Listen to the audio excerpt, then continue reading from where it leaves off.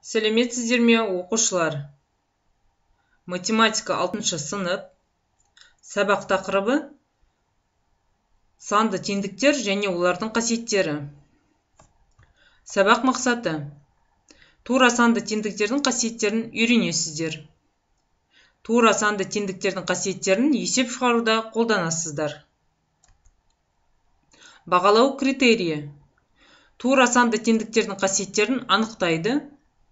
Тура санды теңдіктердің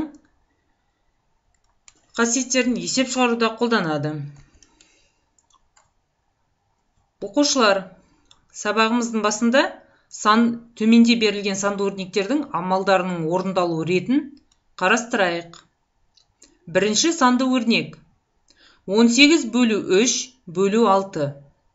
Бірінші амал: 18-ді 3-ке бөлемін, 6 шығады, 6-ны 6-ға бөлем, 1-ге тең.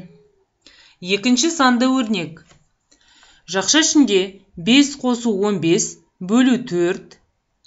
Бірінші амал: жақшаның іші орындалады, 20-ға тең, оны 4-ке бөлемін, нәтижесі 5-ке тең. Үшінші санды өрнек: 300 азайту 200 қосу 150. Бірінші амал: 300 санынан 200 санын азайтамыз, 100 шығады, 100-ге 150 қосамын, бұл санды өрнектің мәні 250-ге тең. Балалар, санды өрнектердің мәнін есептеп алдық. Енді келесі анықтама: өзара тең екі санды өрнектің тең белгісімен жазылуы санды теңдік деп аталады. 5-ші сынып математика курсында санды теңдіктер туралы қарастырған болатынбыз. Олай болса, мысалдарды қарастырайық.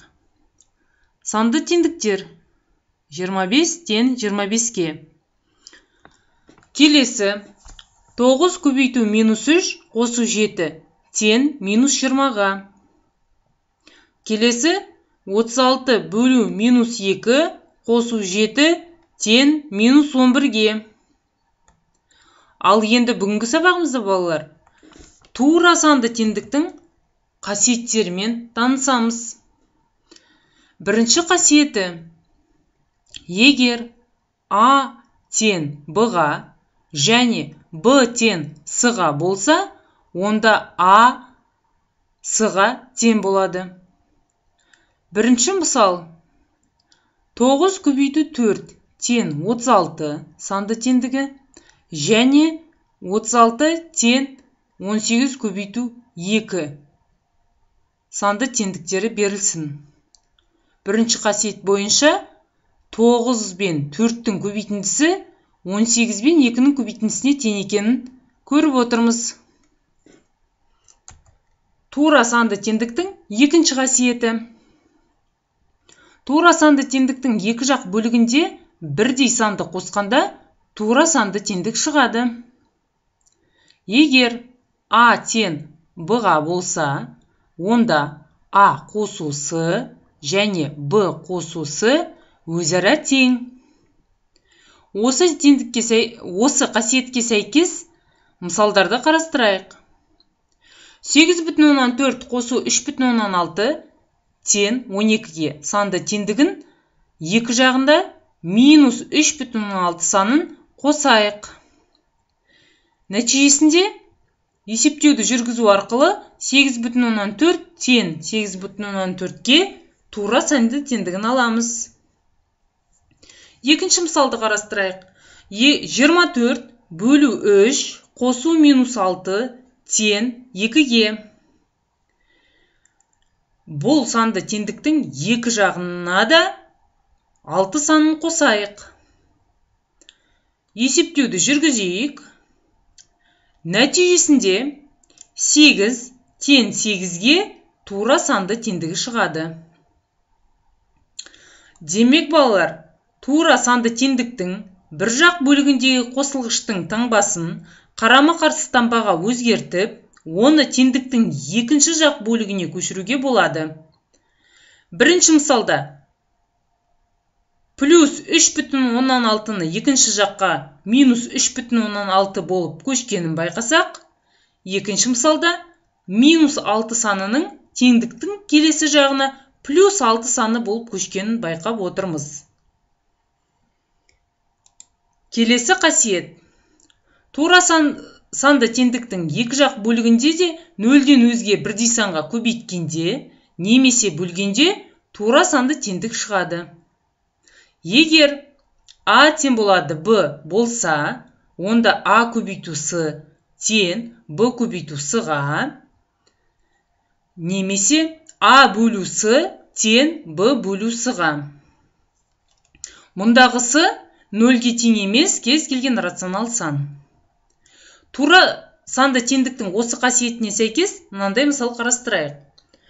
3 азайту 11 тең минус 8-ге. Осы санды теңдіктің екі жағында екі санына көбейтейік. 3 азайту 11 көбейту 2 тең болады минус 8 көбейту 2. Нәтижесінде минус 16 тең минус 16-ға тура санды теңдігі шығады. Дәл осы санды теңдіктің екі жағында 4-ке бөлейік. Нәтижесінде минус 2 тең минус 2-ге санды теңдігін аламыз. Санды теңдіктердің келесі қасиеті. Екі тура санды теңдікті мүшелеп қосқанда тура санды теңдік шығады. Егер А тең Б-ға және С тең Д-ға болса, онда А қосу Д, Б қосу Д-ға тең болады. Төртінші мысалды қарастырайық. 42 бөлу минус 6 тең минус 7-ге санды теңдігі не 12 көбейту 5 тең 60 санды теңдігін мүшелеп қосайық. Сонда 42 бөлу минус 6-ға қосамын 12 көбейту 5-ті тең минус 7 қосу 60. Есептеуді орындау арқылы 53 тең 53-ке санды теңдігін аламыз.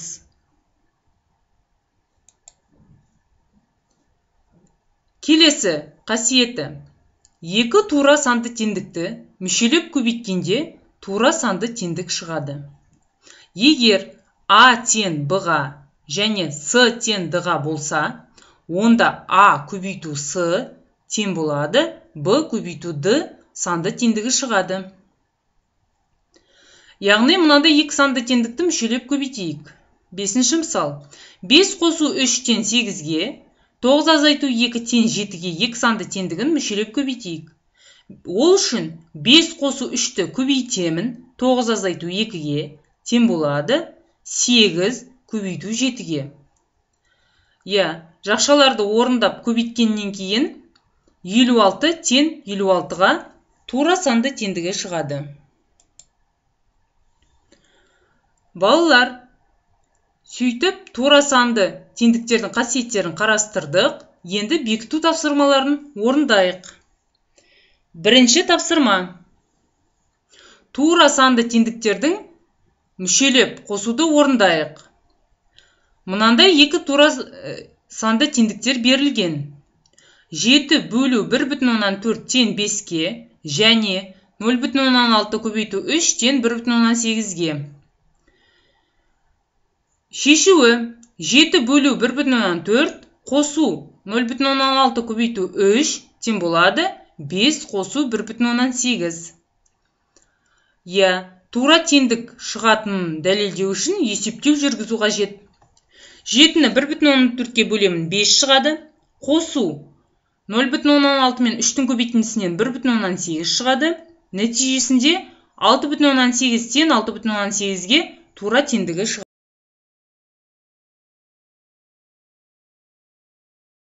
Бекіту тапсырмаларын орындауды жалғастырайық. Екінші тапсырма. Тура санды теңдіктерді мүшелеп азайтуды орындайық. Минус 9 бөлінген 1,5 тең минус 6-ға және 4 тең болады 3,2 бөлінген 0,8-ге. Шешуі минус 9 бөлінген 1,5 азайту 4 тең минус 6 азайту 3,2 бөлу 0,8. Минус 9-ды 1,5-ке бөлгенде минус 6 шығады. Минус 6 азайту 4 тең минус 6 азайту 4. Нәтижесінде минус 10 тең минус 10-ға тура санды теңдігі шығады. Келесі бекіту тапсырмасы. Тура санды теңдіктерді мүшелеп көбейтуді орындайық. Мынандай екі санды теңдік берілген. 3,8 азайту 5 тең минус 1,2 және 3 тең 0,6 қосылған 2,4. Берілген санды теңдіктерді мүшелеп көбейтейік. 3,8 азайту 5-ті 3-ке көбейтеміз.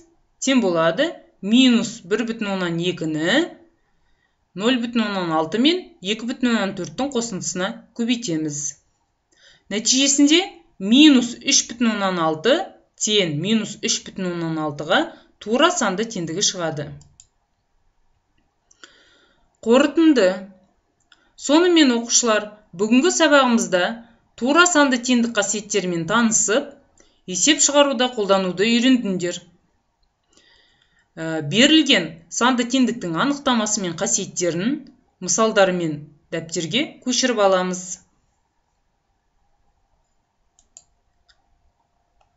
Келесі, өз бетімен орындауға арналған жұмыс беріледі. Бірінші тапсырма, оқулықтарыңыздағы 841 есеп, тура санды теңдіктерді таңдап алыңыздар. Бұл тапсырма дескрипторы санды теңдік анықтамасын қолданып, тура санды теңдіктерді табады. Өз бетімен орындауға арналған жұмыстың екінші тапсырмасы, тура санды теңдіктің қасиетін пайдаланып, берілген теңдіктің екі жақ бөлігіне көбейтуді және бөлуді орындау қажет. Тапсырма дескрипторы тура теңдік қасиеттерін қолданып, тура санды теңдіктерді құрастырады. Өзіндік жұмыс орындауға сәттілік тілеймін. Назарларыңызға рахмет. Сау болыңыздар.